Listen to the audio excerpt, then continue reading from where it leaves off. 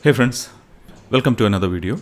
This is a quick video on another accessory that I have purchased for my new Royal Enfield Interceptor 650. I bought the Legundary footrest from the Bandidos Pitstop for my Interceptor 650. I basically brought this from Amazon when there was some offers around. This product costed me around 1800 rupees. This is a high quality product. I can see it is very sturdy and it is clearly made up of metal and painted black with high quality paint, and the fitting was also quite easy. You basically need to remove a couple of screws and fit it on the existing ports. However, it is always suggestible to approach a local service technician to do the same, just to make sure the screws are tight and you're not misaligning anything. Here is a quick walk around of the Legundary footrest on my Interceptor 650.